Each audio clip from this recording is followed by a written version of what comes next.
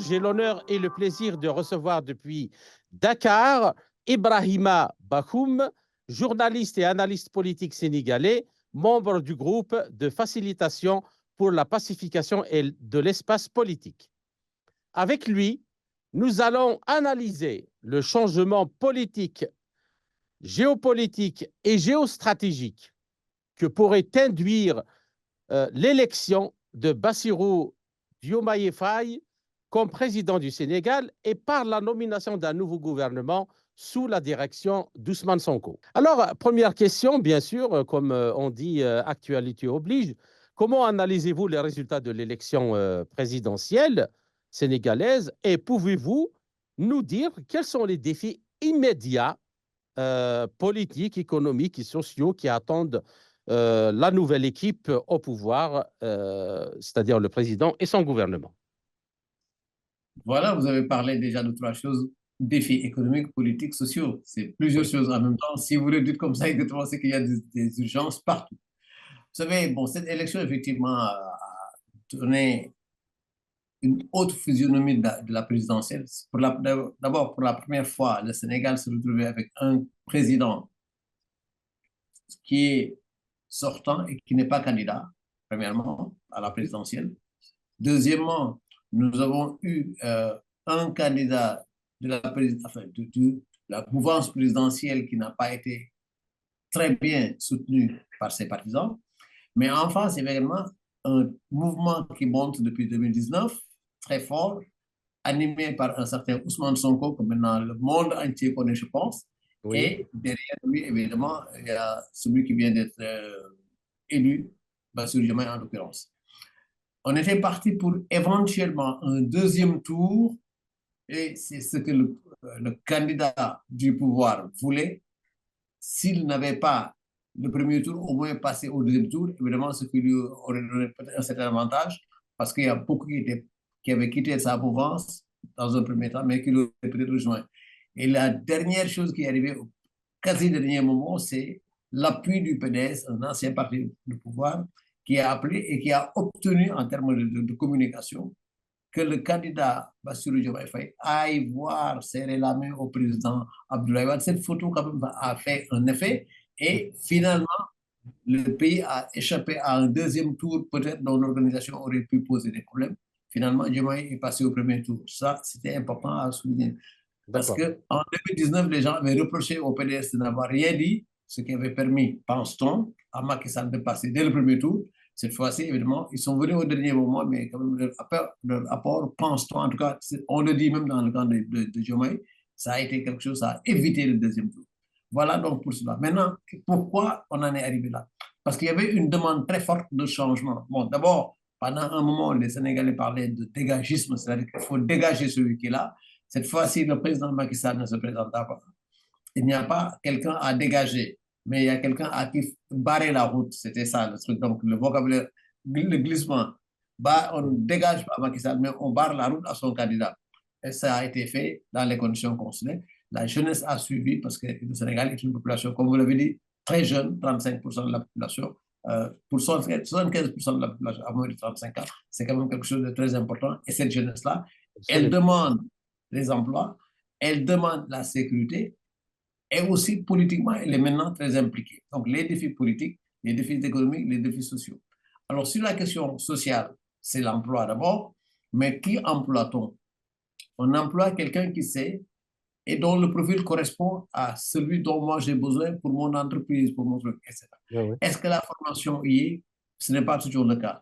On sait que la population est très jeune, c'est vrai, mais nous sommes héritiers, comme on dit, d'un système francophone où on est plus des gens de lettres que des gens de technologie. Évidemment, la jeunesse aujourd'hui est en train d'évoluer, mais pendant longtemps, on a été plus des littéraires. Donc, presque laissé en rade par rapport à l'évolution du monde de ce point de vue-là. Mais le Sénégal est en train de se rattraper, d'autant plus que c'est encore beaucoup plus facile maintenant qu'avant. Oui. Alors, donc, cette question-là de formation se pose. Ensuite, le secteur privé dont monsieur le président actuel, Diomaye, a parlé, effectivement, il faut dynamiser le secteur privé. Il l'a été à un moment donné. Mais vous savez, les évolutions politiques au Sénégal ont fait qu'à un moment donné, certains ont commencé à douter, d'autres sont partis pour punir le pouvoir qui était là, pas celui de Macky Sall, mais celui avant de Wade, etc. Donc, ces dérèglements ont fait que des entreprises ont fermé, d'autres sont là, mais encore plus exigeantes en termes de qui est-ce que je vais employer. Donc, cette jeunesse est laissée en rade. En fait, vous avez parlé de ces défis donc, politiques. Comme je dis, la jeunesse sénégalaise est maintenant très politisée, mais tout n'est pas de parler de politique. Il faut également comprendre c'est quoi le message et quand on nous offre quelque chose, qu'est-ce qu'il y a derrière. Donc, toute cette politisation qu'on pense positive de la jeunesse sénégalaise, c'est très bien, mais il ne faut pas non plus que ça nous amène à être des rêveurs, quand je dis nous, pas moi bien sûr, mais je veux que ça ne faut pas que ça amène cette jeunesse à tellement rêver de choses que finalement, on va dire... Puis je crois que ce que vous êtes en train de dire là est très important parce que, disons que nous sommes tous originaires d'Afrique et que nos pays, après les indépendances, ont connu cette atmosphère-là. Ceux qui ont lutté pour les indépendances, on ne peut pas ne pas les qualifier de panafricanistes. Mais sombrer aussi dans une espèce de romantisme révolutionnaire, son projet pratique, réel, réalisable et échelonné avec une volonté d'appliquer, d'avoir des résultats, les choses ne peuvent pas changer uniquement avec les discours. Et donc, j'aimerais vous poser la seconde question et puis je vous laisse encore développer. Alors, l'une des questions fondamentales que le nouveau président donc, a défendu lors de sa campagne, c'est la question de la souveraineté. Et de ce point de vue, le Sénégal devient un important producteur de pétrole et de gaz en Afrique de l'Ouest. Et le président Faye veut renégocier les contrats miniers et énergétiques, y compris les plus importants avec le British Petroleum et l'opérateur minier d'or britannique Endeavour Mine. Alors, il est clair que sans le contrôle de l'État qui est sur les ressources du pays, qui est normalement donc, le garant du bien commun et de l'intérêt général, je ne vois pas comment on peut parler de souveraineté, ni comment l'État va avoir les moyens de lancer sa politique pour éradiquer la pauvreté, le chômage et industrialiser le pays. Alors, comment voyez-vous cette entreprise, cette idée-là annoncée par le président? Et le président dispose-t-il de leviers pour changer la donne, c'est-à-dire faire en sorte que ce soit le Sénégal qui reprenne le contrôle sur les ressources? Et quelles seront les retombées sur l'économie nationale s'il réussit ce défi? Bon, d'abord, la première chose, c'est comment faire pour arriver à une renégociation profitable au Sénégal. Il est Absolument. plus facile de l'annoncer que de passer à une phase concrète. Parce que Absolument. rien qu'une On est bien renégociation d'accord. pour prendre une négociation pour prendre du temps, demandez-le au Sénégal, qui avait par exemple un truc avec ArcelorMittal. Après, on s'est rendu compte par la suite qu'il y avait des problèmes et ça a duré des années pour ensuite aller à un procès, évidemment que le Sénégal avait gagné, etc. Donc, renégocier un contrat, ça ne se fait pas du jour au lendemain. Là, aujourd'hui, par exemple, ce 4 avril, on est en train de célébrer le 64e anniversaire de l'indépendance du Sénégal, mais depuis, il y a beaucoup de promesses qui ont été faites sur beaucoup de domaines. Bon, on n'y est pas encore. Mais plus on avance, moins c'est facile. Pourquoi? Parce qu'il y a une compétition des partenaires, pour ne pas dire des grandes puissances, autour des ressources du Sénégal. Et chaque partenaire veut avoir plus qu'un autre parce que c'est comme ça. Quelle est la durée maintenant de ces négociations, le temps de la renégociation? Je pense que ce n'est pas aussi évident que ça. Maintenant, c'est très bien de le proclamer. L'idée avait été lancée avant par le président Macky Sall, qui a lui-même trouvé évidemment une partie d'accord juste des projets de protocole signés par son prédécesseur, le président Beba en l'occurrence.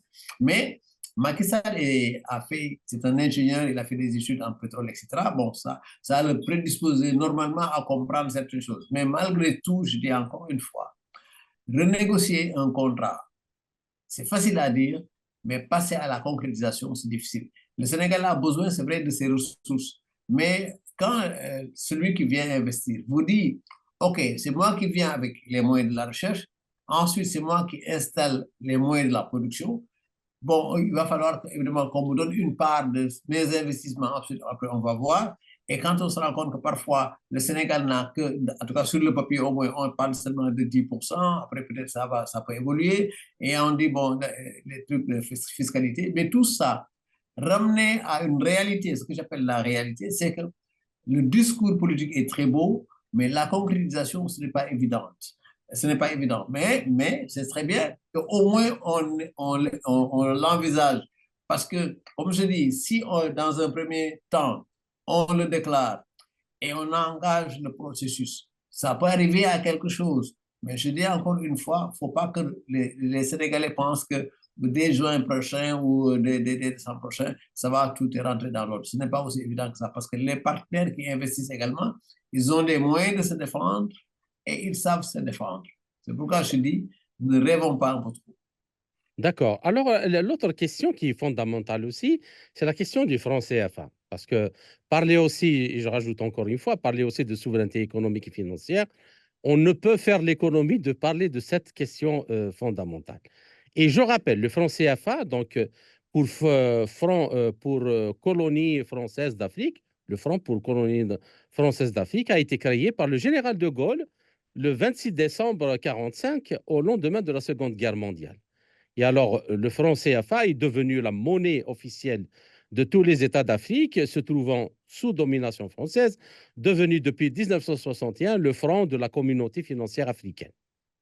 Et à ce jour, il demeure la monnaie officielle des 8 pays membres de l'Union économique et monétaire ouest-africaine, ce qu'on appelle l'UEMOA, qui contient le Bénin, le Burkina Faso, Côte d'Ivoire, Guinée, Bissau, Mali, Niger, le Sénégal et le Togo. Et il est considéré comme une monnaie du colonisateur, encore le disent les Africains eux-mêmes, qui empêche encore le développement de l'Afrique.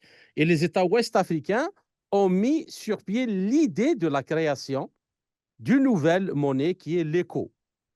Donc, pour remplacer le franc CFA. Et ce projet prévoit d'intégrer les pays de la communauté des États d'Afrique de l'Ouest, la CEDEAO, constituée des 8 États de l'UEMOA et des 6 pays de la zone monétaire d'Afrique de l'Ouest, à savoir la Gambie, le Ghana, la Guinée, le Libéria, le Nigeria et le Sierra Leone. Et ces pays ont des monnaies nationales. Donc, la question ici qui se pose, étant donné que c'est toujours la France qui est la garantie en dernier ressort du franc CFA, comment ces pays pourraient-ils se développer alors qu'ils n'ont pas de souveraineté sur leur monnaie? Et puis, le nouveau président a promis de sortir le Sénégal de ce système, du système CFA, et de créer une nouvelle monnaie. Alors, qu'en pensez-vous? Et par rapport à ce que vous disiez tout à l'heure, entre les déclarations et la réalisation pratique, il y a tout un chemin à faire. Oui, tout à fait. Le chemin est encore long. Évidemment, les intentions sont là, comme je le dis. Sortir du CFA, les spécialistes, évidemment, vous en aurez parlé davantage. Quelles sont les difficultés que nous avons avec le CFA? Si vous prenez, par exemple, l'essentiel des exportations de nos pays, ce que ça nous rapporte, une bonne partie de cet argent-là est encore gardé à la Banque de France. Cela fait que nous avons ces difficultés. 50%. Oui. 50%, c'est quand même beaucoup. Donc, ça veut dire que si nous n'avons pas cette autonomie, j'allais dire cette indépendance sur notre monnaie, évidemment, la monnaie est un outil extrêmement important en matière d'économie. Comment développer des pays quand une bonne partie de ce que nous exportons ne nous revient pas directement en termes d'apport, mais est consigné ailleurs, quelqu'un d'autre qui après nous prête de l'argent. Autrement dit, c'est presque comme si quelqu'un vous confie son argent, vous demandez ensuite de lui prêter de l'argent, vous lui reprêtez l'argent qu'il vous a confié. Et c'est ça qui est assez drôle là-dedans. Le CFA, l'essentiel donc de cette masse financière, c'est dans la Banque de France. Et la France, avec son agence de développement, prétend nous aider. Et quand elle nous aide, elle nous renvoie l'argent qu'on lui a confié. Donc, elle va prendre un bon pourcentage sur l'argent que nous lui avions confié. Donc, on lui confie 1 million de francs CFA. Ensuite, Nous avons besoin qu'ils nous prêtent 200 000 francs. Ils nous prêtent 200 000, mais il va le prélever peut-être dans ce qu'on lui a prêté, et après il va prendre un intérêt. Donc c'est nous qui finançons finalement l'économie française de cette manière-là, en tout cas au moins une bonne partie de l'économie française. Et c'est un ancien président français, je pense, qui disait que si nous donnons à l'Afrique 25 francs CFA, eh ben, nous lui prenons également 100 francs CFA après. Donc, Et Jacques voyez-vous, Chirac. voilà, Jacques Chirac. c'est Chirac. Cette histoire de monnaie, donc, est une question extrêmement pointue, sérieuse. Bon, les Africains ont pensé à ça, mais vous savez, tout n'est pas que les gens fassent une déclaration. Il y a également des gouvernements qui n'ont pas toujours intérêt dans la rupture des relations avec la France pour une raison bien simple. Parfois, on est arrivé au pouvoir avec l'aide de la France. On en connaît des cas où la France est énormément intervenue pour obtenir qu'un tel passe plutôt qu'un autre. Elle a ses avantages en Afrique. Donc, celui qui vous a aidé à venir au pouvoir a également un mot à dire sur votre manière de gérer le pouvoir. Et la manière de gérer le pouvoir, si elle est strictement à l'avantage de l'Afrique ou du pays concerné, évidemment, peut-être que ça peut ne pas intéresser la France. Et dans des cas comme ça, on connaît comment ça se passe. Jacques Foccart, c'est peut-être une autre époque, c'est fini, mais quand même des Foccart en truc, plus intelligents peut-être dans la démarche, existent toujours. Et là encore, ça crée des instabilités en Afrique. Conséquence, certains pays ont décidé à partir de coup d'État, évidemment, ce qui est absolument pas recommandable, mais bon, des gens sont arrivés au pouvoir de cette façon-là, sont en train de chercher à dessiner encore d'autres types de rapports, mais voyez ce que cela leur crée. Alors, si par exemple le président Diomaye, surtout celui qui a été avec lui, Sonko, est si populaire en Afrique, c'est simplement parce qu'ils promettent de faire la même chose que les autres. Mais les autres le font à partir du pouvoir militaire, alors qu'ici, nous n'avons pas un pouvoir militaire, il n'est pas question d'en avoir, nous n'en voulons pas. Mais sortir du CFA, on en parle, créer l'écho, on en parle. Bon, mais qui encore est prêt? Si nous prenons par exemple le truc francophone, la partie francophone, le moteur c'est la Côte d'Ivoire et peut-être bientôt le Sénégal, en tout cas la Côte d'Ivoire et le Sénégal en même temps. Mais ces deux pays, bon, l'un est très francophile, je parle de la Côte d'Ivoire, le Sénégal est en train de vouloir s'inscrire dans une dynamique un peu plus indépendantiste, enfin un peu plus libérée. On va voir ce que cela va donner. Mais encore une fois, moi, je préfère seulement être réaliste en disant les engagements, c'est bien. En tout cas, un économiste vous en parlerait peut-être davantage que moi, je pourrais le faire, c'est vrai. Mais quand même, il faut vous dire que ce n'est pas la première fois que cette idée est lancée. Bien souvent, l'Afrique a eu des idées de remodeler la coopération, de tirer davantage de trucs. Mais ce que Senghor disait à l'époque, la balkanisation fait que de petits États, enfin, en termes de territoire peut-être, mais également en termes de moyens.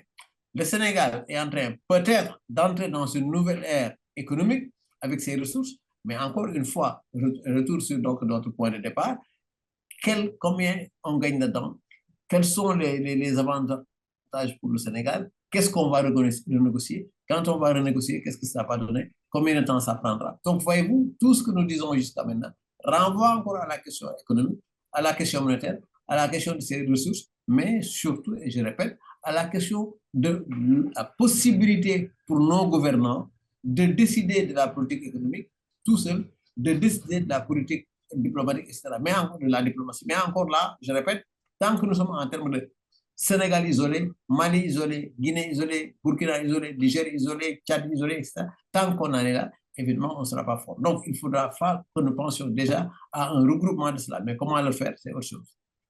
D'accord. Alors, une dernière question de cette partie. Comme vous avez déjà évoqué l'écho, en réalité, c'est une monnaie qui est nouvellement proposée, mais en fait, elle ne diffère pas du franc CFA, du moment que c'est la France qui la garantit et c'est la France qui va, in fine, qui va l'imprimer, ainsi de suite. C'est la France, donc, comme vous avez dit à juste titre, elle aura son mot à dire sur la question, certainement. Bien. Alors, Elle donne déjà son mot. bien sûr. Et alors, il y a aussi la chose de l'aide au développement, et que vous avez un peu effleuré tout à l'heure, mais il y a le soucieux de revoir la politique donc, africaine de la France. Emmanuel Macron a remis en cause donc, l'un de ses piliers lors d'une conférence de presse en février 2023, quelques jours avant sa tournée, qualifié de ratée hein, dans quelques pays africains, notamment la République démocratique du Congo. Alors, l'aide au développement, ADP, au APD, gérée par l'Agence française du développement, AFD. Alors, le président français entend donc passer de la logique d'aide à celle d'investissement, enfin, c'est ce qu'il prétend, pour établir, selon lui, une nouvelle relation équilibrée, réciproque et responsable avec les pays du continent africain, en particulier ceux de la zone franc CFA et de la CEDEAO. Bon, maintenant, la question, c'est à ce jour, étant donné que les pays de la zone franc CFA déposent 50% de leur avoir en devise, contre lesquels la France imprime la monnaie qu'on appelle le franc CFA, de leurs avoirs. Alors, est-ce qu'on peut dire que la France vraiment a une politique d'aide envers les Africains, alors que c'est l'argent qui est déposé dans les banques françaises de l'Afrique qui finance. Et en plus de ça, en général, cela revient aux entreprises françaises qui viennent en Afrique. Oui, c'est déjà un véritable problème. Vous avez dit, on parlait donc de cet argent déposé à la Banque de France, qu'on nous reprête ensuite qu'on redonne sous forme d'aide, avec évidemment des intérêts. Et les entreprises françaises dont vous parlez, évidemment, bon, il y en a environ peut-être quelque chose comme 250 au Sénégal. Bon, évidemment, je ne connais pas le poids de chacune de ces entreprises. Bon, je ne fais pas de publicité non plus, j'en ai que je connais. Donc, c'est vous dire que ce discours-là, même côté français, n'est pas nouveau. D'accord. Et la France a eu, à l'arrivée de François Mitterrand, un certain Jean-Pierre Cotte, qui était à l'époque ministre de la Coopération, qui avait un discours extrêmement révolutionnaire, enfin, on pensait que ça changeait tout.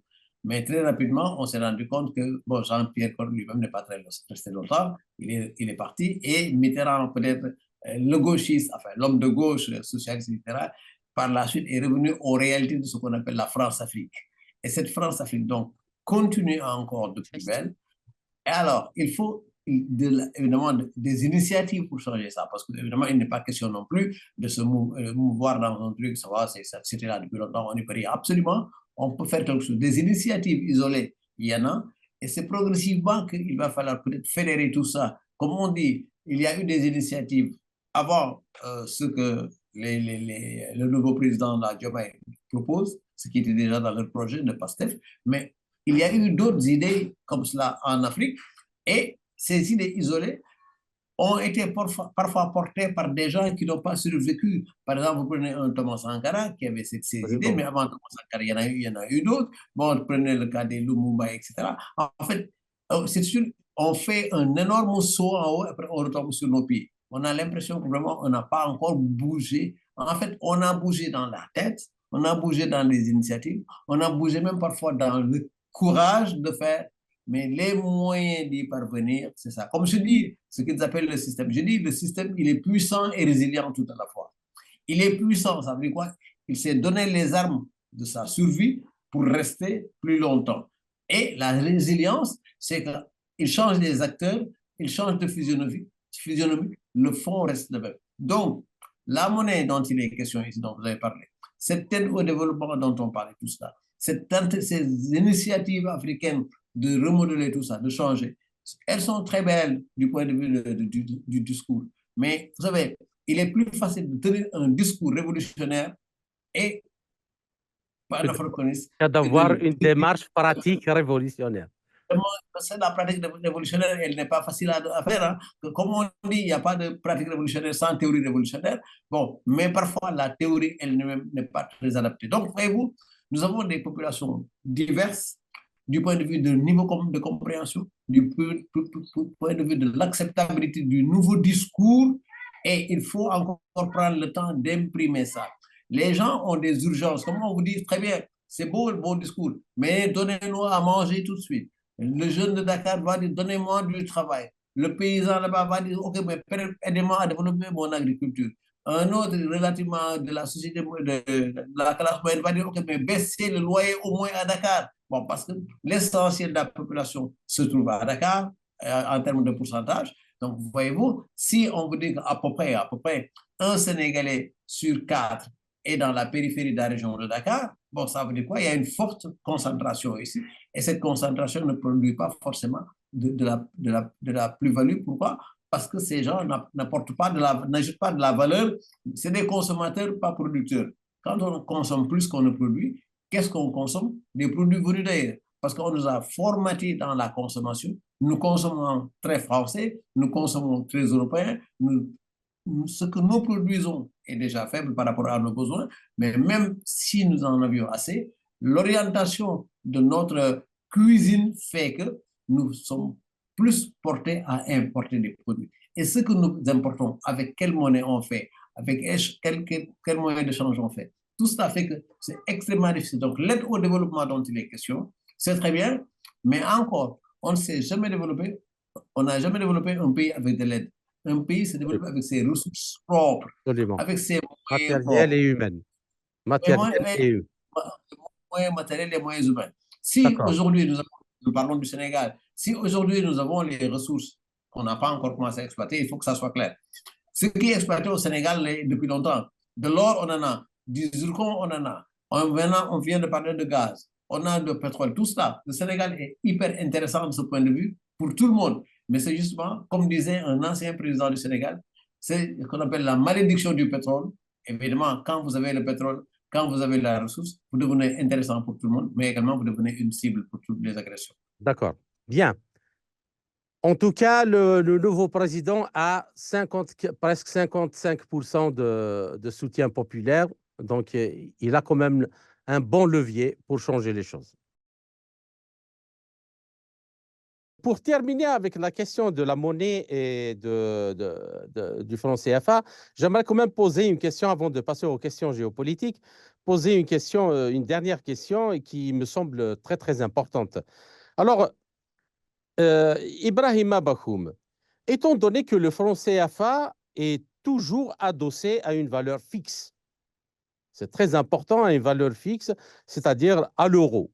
Et l'euro, même si l'euro change, la valeur du franc CFA par rapport à l'euro est toujours fixe et elle est à peu près de 657 francs CFA pour 1 euro. Alors, ce n'est pas seulement dans ce cas, puisqu'il est adossé à l'euro, ce n'est pas seulement la France qui profite du pillage de l'Afrique, mais c'est toute l'Europe.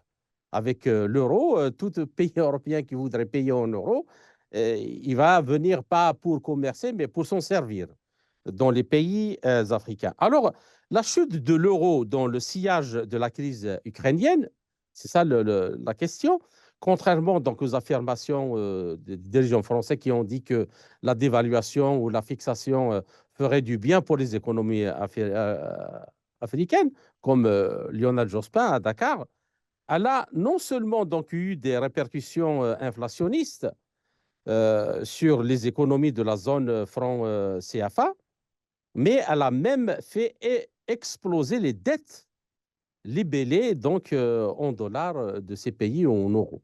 Alors, pourquoi les pays européens continuent à avoir cette politique-là de pillage des ressources de l'Afrique, alors qu'ils prônent les droits de l'homme, un nouveau monde basé sur des règles, où tout le monde est gentil, tout le monde est beau et tout le monde va trouver son compte.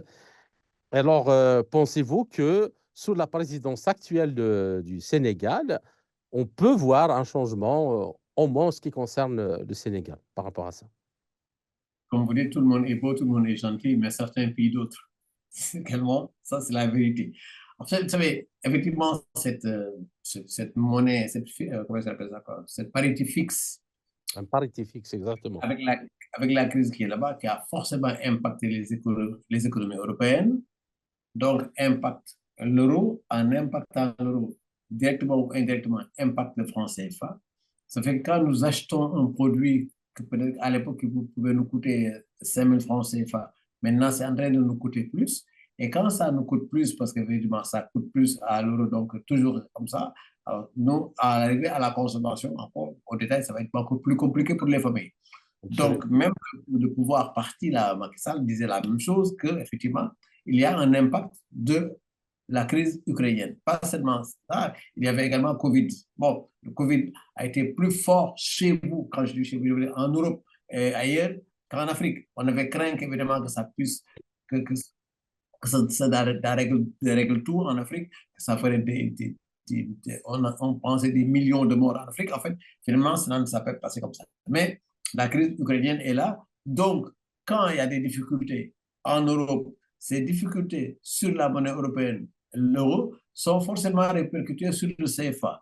Et le CFA qui fait de l'importation ailleurs, dont une partie donc de cet argent est encore dans la Banque de France, d'une manière ou d'une autre, quand le produit arrive à Dakar, quand le produit arrive au Sénégal, bon, il est majoré. Et nous sommes effectivement dans des cas où effectivement on a de l'huile. Le Sénégal, c'est quoi? Le Sénégal, on vous dit, si vous avez de l'huile, si vous avez des riz, si vous avez du poisson, si vous avez de la viande, ça va, vous avez ce qu'il vous faut. Bon, passons, évidemment, schématiquement. Mais, parce que même le bétail de chez nous, pour alimenter le bétail, il faut aller chercher également l'aliment de bétail. L'aliment de bétail, si on en importe une bonne partie, c'est un problème. Si vous devez faire la même chose pour fructifier certains produits au Sénégal, en fait, quand le cours de l'euro ressent la crise ukrainienne, d'une manière ou d'une autre, la monnaie arrimée à cela finit par avoir les mêmes problèmes. Donc, nous en avons, et quand ça se passe, évidemment, ça arrive.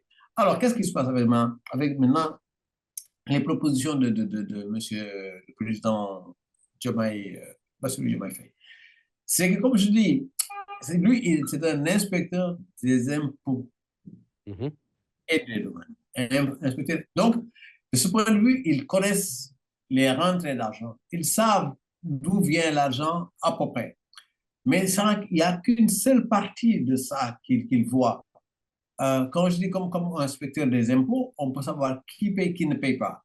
Bon, les entreprises qui sont ici, étrangères en général, y compris même les Sénégalaises aussi, il y en a beaucoup qui ne payent pas l'impôt, alors qui sous-évaluent ce qu'elles devraient payer, ces entreprises-là. Alors, monsieur le président actuel et aussi son premier ministre, Ousmane Sonko, sont tous les deux des inspecteurs du travail.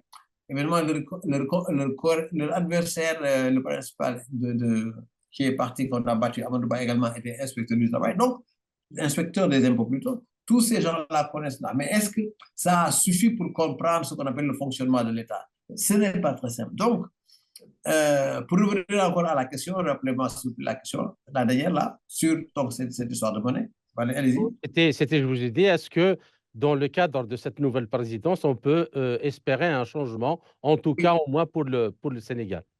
Parce que le changement, comme je dis, est plus facile à énoncer, à mettre sur du papier qu'à mettre en pratique. Parce que il y a, en fait, comment est-ce qu'on appelle ça? Les points de divergence sont énormes. Déjà entre les acteurs à l'intérieur, parce qu'il y a effectivement des économistes sénégalais qui ne sont pas aussi favorables à une sortie tout de suite du franc CFA, ou alors même de changer la monnaie.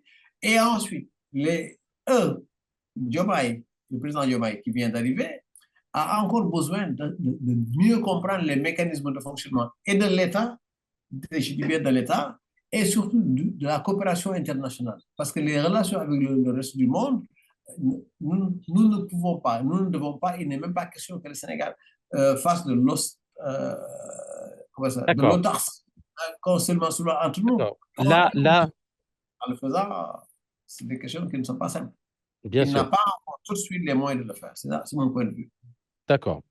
Alors là, vous me tendez justement la perche, excusez-moi, c'est pour ça que j'ai repris la parole, parce que vous venez de dire ce que vous venez de dire, et je vais vous laisser continuer tranquillement le développement. Vous me tendez la perche pour la seconde question. Alors, Ibrahima Bakhoum, les trois pays du Sahel, le Mali, le Niger et le Burkina Faso, qui ont connu des changements de pouvoir suite à des coups d'État, alors, ont créé dernièrement une alliance qui prévoit, en plus de la coopération sécuritaire et militaire pour combattre le terrorisme et sanctuariser et sécuriser leur pays, ils ont prévu une sortie du franc CFA justement et la création d'une monnaie commune à même de donc de recouvrir leur souveraineté financière et d'avoir les moyens pour assurer leur développement. Alors, moi, ma question, justement, comme on arrive au volet des relations internationales, qu'en pensez-vous d'abord de cette démarche-là des pays du Sahel? Et puis, le Sénégal serait-il tenté, sous la présidence de Faye, à intégrer cette alliance? Vous venez de me parler de 3 pays où ce qu'on appelle le terrorisme ou le djihadisme a été très fort, surtout le Mali et le Niger, fortement impactés par cela, par ces crises donc dites djihadistes. Alors, des coups d'État par-ci, au Niger, au Burkina, au Mali et ailleurs, ces 3 pays décident donc de créer l'Alliance des États du Sahel, Mhm. État sahélien, AES. Mais cette AES-là est composée de pays qui n'ont pas de façade maritime. C'est déjà un handicap. Absolument. Le Sénégal a sa façade atlantique, ce qui lui permet également d'avoir un bon fonctionnement de son port. Une bonne partie des produits consommés au Mali viennent du port de Dakar ou d'Abidjan et par ricochet également, les autres ont besoin de cette circulation-là pour avoir les produits dont ils ont besoin. Il y a un partenaire un peu plus au nord, évidemment, qui leur propose des choses, mais c'est encore trop loin par rapport à Dakar. Donc, si Dakar faisait partie de cette ça pourrait un peu mieux marcher, mais à eux trois isolés, ce n'est pas simple. La volonté y est, les populations suivent, comme on dit au plan théorique, c'est très intéressant, mais les populations ne peuvent pas attendre trop longtemps la promesse de mieux. Les populations ne peuvent pas attendre trop longtemps la promesse de ça va se développer. Et pour cela, jusqu'à maintenant, c'est des régimes populaires, pour l'essentiel, suivis par les trucs, mais encore qui vont se dire, OK, débarrassez-nous des violences djihadistes, on verra ce que ça va donner déjà, parce qu'on accuse un État, je ne donne pas lequel, d'avoir financé, d'avoir aidé ces mouvements djihadistes en Afrique, Mhm. surtout au Sahel. Et on nous a envoyé, enfin, l'armée française disait avoir mis des trucs, mais on s'est rendu compte que, peut-être pour prendre le cas précisément du Mali, le Mali estime que c'est après ça, avoir s'être débarrassé un peu de ce soutien français, qu'ils ont commencé à récupérer des parties du territoire qu'ils avaient perdu. Donc, cela veut dire quoi? Que peut-être que la France avait son importance ici, mais qu'est-ce que ça faisait? Les populations donc ont applaudi, on se dit, mais très bien, enfin, nous commençons à avoir la liberté La de paix, nous oui. mouvoir dans certaines zones, mais encore une fois, euh, je répète encore, le système est puissant et il est résilient. Donc, vous le chassez par ici, il revient de l'autre côté. Donc, la proposition de Diomaye, du président Diomaye, de revoir une partie du partenariat avec les autres. Mais dans son dernier discours, il a dit, ça ne veut pas dire que nous rompons avec les autres. Et si vous ne rompez pas, c'est de nouvelles conditions. Qui va définir les conditions? Il Mhm. a appelé à des concertations à venir. Ces concertations-là, peut-être pourront, oui, ou pourraient éventuellement aider à dire voici vers quoi nous voulons aller, parce qu'il a parlé de réforme de certaines institutions, tout ça. C'est intéressant dans le discours, Oui, mais oui, la oui. faisabilité, c'est ça qui pose problème. Parce que, comme on dit, le discours révolutionnaire est très beau, mais c'est la pratique révolutionnaire qui va poser problème. Et la pratique révolutionnaire suppose de rompre beaucoup de choses qui ont existé, de casser une certaine dynamique. Et si vous cassez la dynamique, tout de suite, vous la remplacez par quoi? Si vous n'avez pas de solution immédiate, il y a problème. Si vous dites, bon, mais je le fais dans la durée à moyen et long terme, le moyen terme, c'est combien? L'attente des populations, c'est pour quand? Donc, tout cela n'est pas très simple, du tout n'est pas facile. Si bien que c'est extrêmement important, c'est vrai, que ce qui se passe maintenant dans ses rapports avec la France, dans ses rapports avec l'Europe, l'Europe qui profite forcément de ces trucs-là, de comment ça se passe, de ce que la France fait, si bien que ces pays, bon, si je prends le cas de l'Allemagne par exemple, effectivement, cherchent à avoir sa place dans ce qu'on appelle le gâteau africain.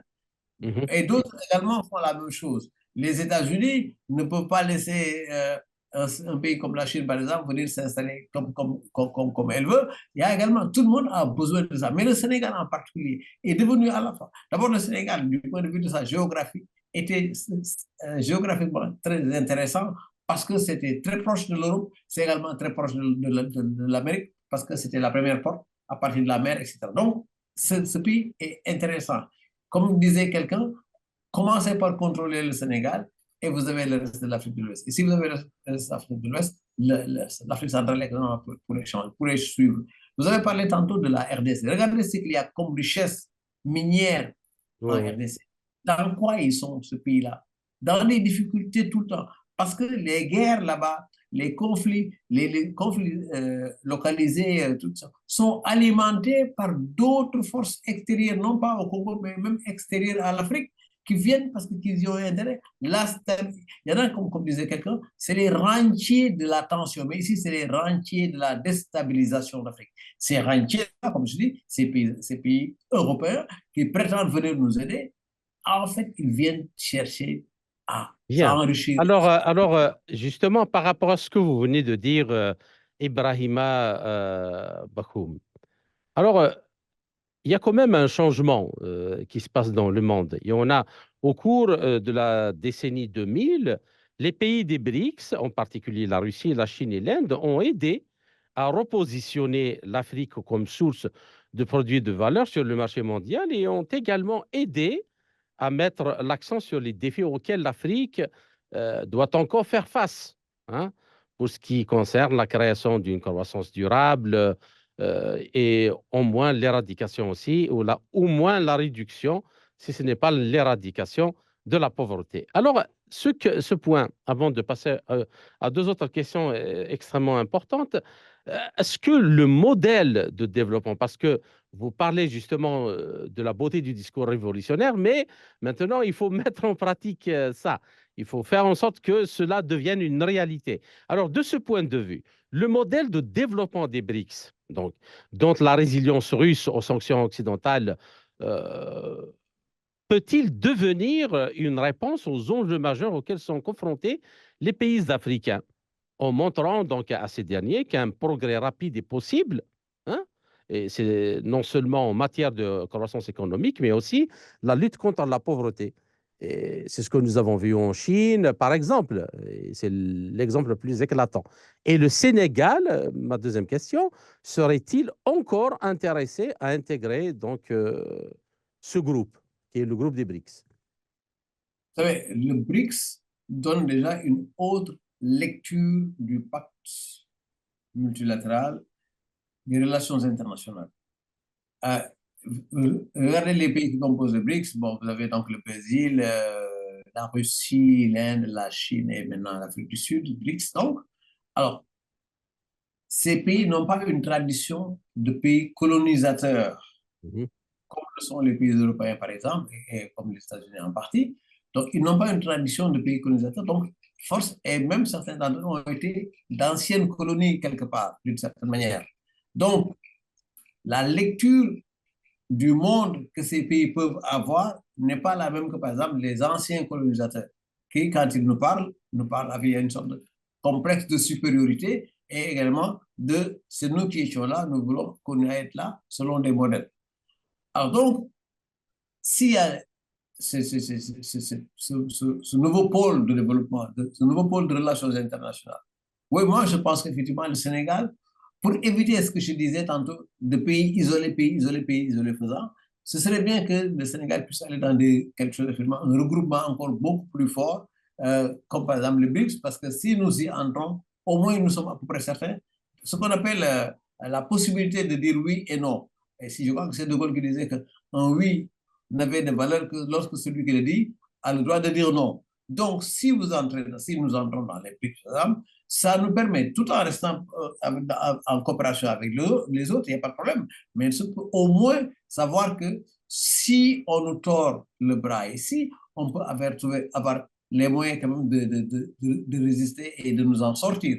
Mais tant que nous restons enfermés dans une logique de nord-sud, francophone ou franc-Afrique, évidemment, on ne s'en sortira pas.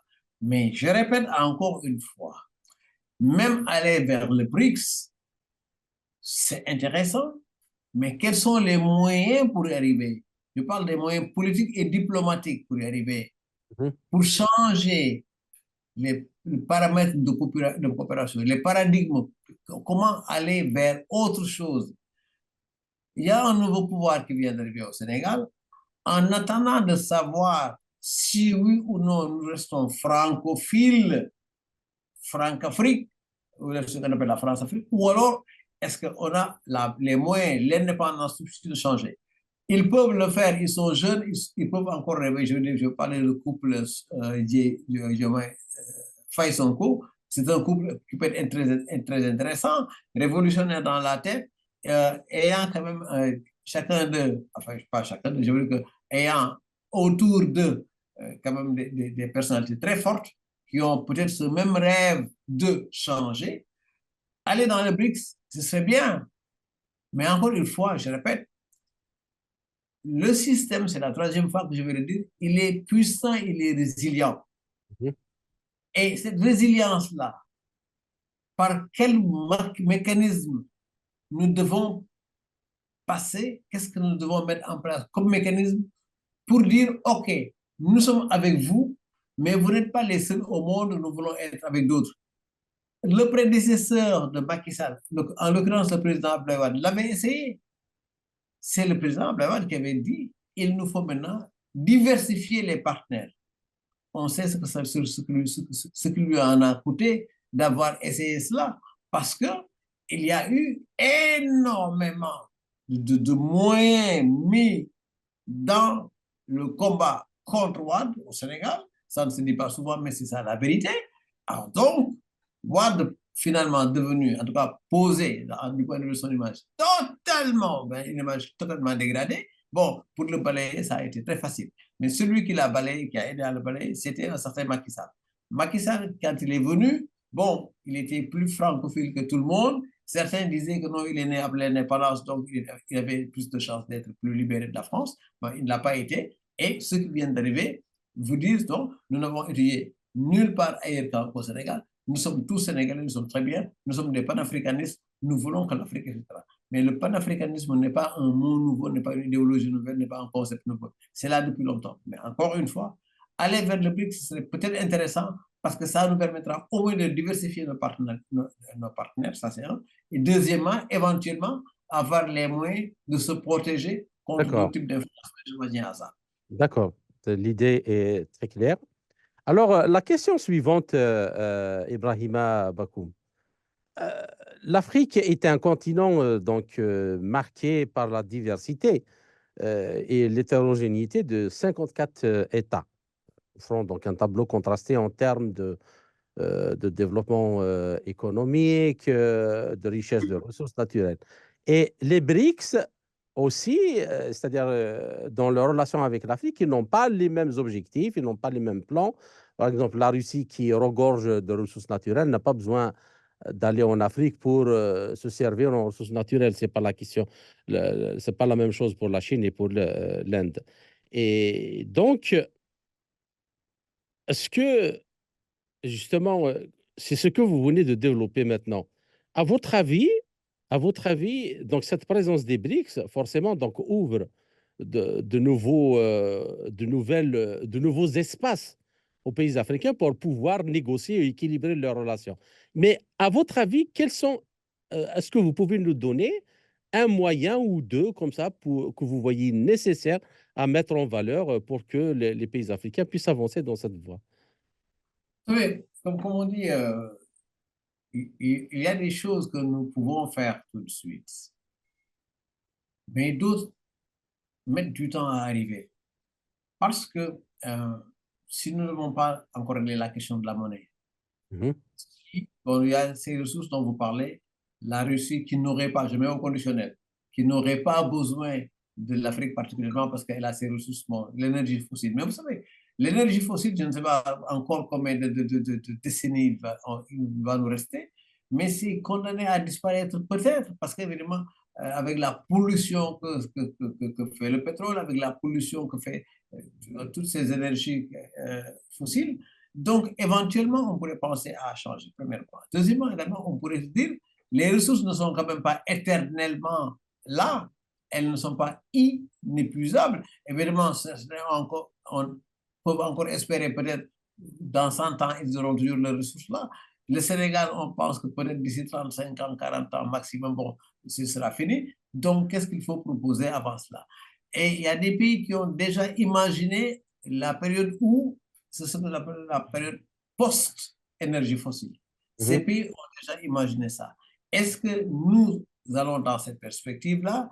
Je n'ai pas encore entendu le président Diomaye dire quelque chose dans ce sens-là, mais donc ces pays qui n'ont pas besoin, la France, la Russie qui n'a pas besoin de nous pour cela, mais qui a quand même besoin de quelque chose, parce que le monde est le monde, la géostratégie, Certainement. le monde existe. Donc les Non, positions... je voulais dire que les pays qui composent les BRICS ont des agendas différents par rapport à l'Afrique. Ils ont des agendas de renforcement, de leur économie, de renforcement de leur sécurité, de diversification des partenariats. Tout ça est intéressant parce que, comme on dit, c'est une expression de chez nous en Wolof, on dit que c'est en changeant de lieu qu'on peut savoir quelle est la différence. Donc, si nous restons exactement toujours arrimés, je veux dire, bloqués sur la France, évidemment, nous ne pourrons jamais voir de l'autre côté. Il nous faut donc changer cela. Il faut que nous nous ouvrions, quand je dis nous, je parle du Sénégal, mais l'Afrique également devrait le faire plus largement. Mais encore une fois, tant que nous sommes des pays isolés, Afrique, Sénégal ici, Mali là, Guinée, Guinée-Bissau, Gambie, etc., isolés, évidemment, nous sommes plus faciles à maîtriser. Mais si nous venons en bloc, les BRICS, déjà, regardez qui sont dans. C'est des puissances, regardez la superficie de la Russie, la superficie de l'Inde, tout cela, c'est des pays extrêmement... Nous, nous sommes 54, d'accord? Mais vous prenez la moitié de ces 54, vous n'avez toujours pas un énorme pays. Alors donc, si nous avons des ressources, d'accord, mais pour les avoir, pour en profiter, il faut bien qu'effectivement nous ayons des États qui disent, nous avons la possibilité d'être avec vous ici, mais également d'être avec les autres. Mais si nous nous enfermons dans une coopération verticale, Europe-Afrique, ensuite radicalement ancrée avec un seul pays plutôt qu'avec d'autres, évidemment, on a ces problèmes. Donc, l'intérêt pour l'Afrique, c'est effectivement de s'ouvrir à ce bloc-là, de multiplier, de diversifier le partenariat. Et à ce moment-là, la Russie qui n'aurait pas, je mets au conditionnel, qui n'aurait pas besoin de nos ressources parce qu'elle en a, ressources minières, je veux dire le gaz et le pétrole, parce qu'elle en a assez à revendre ailleurs, mais a quand même besoin d'autres choses. Oui, certainement. Le Brésil a également besoin et de ressources et d'autres choses. Et il y a une chose, Ibrahima Bakoum. La question que vous avez évoquée tout au début, une question extrêmement fondamentale, qui est celle de la formation. La formation technique, donner la compétence, le savoir-faire technique, et pas uniquement pour devenir des techniciens qui appliquent les technologies que le pays pourrait importer de l'extérieur, mais des ingénieurs aussi qui peuvent développer une technologie propre au pays. Alors, et le transfert de technologie et l'industrialisation, la transformation des matières premières dans les pays africains. Moi, j'ai toujours défendu l'idée de même constitutionnaliser l'interdiction de vendre les matières premières brutes. Jamais vendre les matières brutes, il faut les transformer sur le sol africain. Je suis tellement d'accord avec vous. Le transfert de technologie, parce qu'il ne faut pas que non plus une entreprise vienne, bon, on dit je paye les taxes, je vous donne une partie d'eux et je m'en vais. Alors qu'on devrait effectivement, vous avez parlé donc de légiférer dans ce sens, imposer que chaque entreprise qui viendrait ici recruterait au moins un bon pourcentage de ce qu'on appelle les cadres et que ces gens-là puissent profiter de cette technologie en termes de savoir, en termes de qualification, en termes de compétences, pour pouvoir remplacer celui qui était là.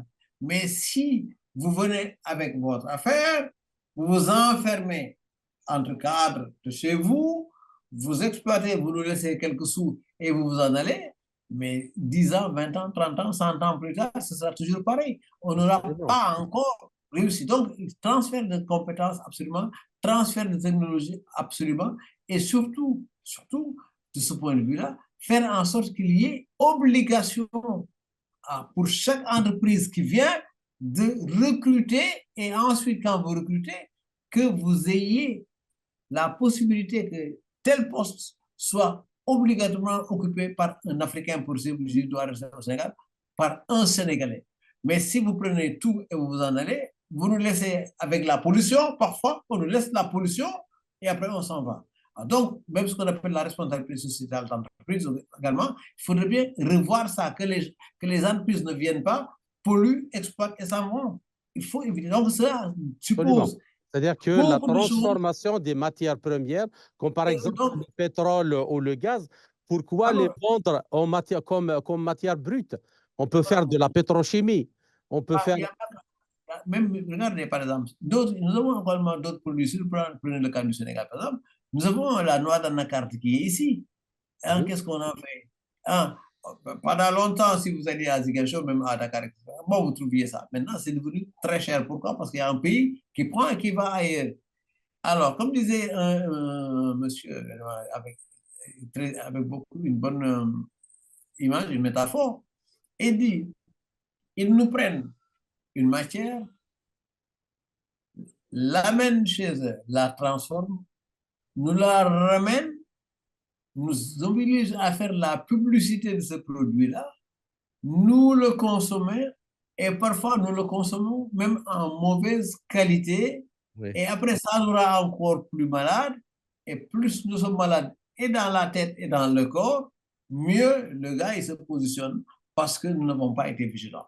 Mais Alors, pourquoi ne pas le transformer sur place, c'est important. Mais pour transformer, encore il faut. Et je parlais donc du chômage des jeunes.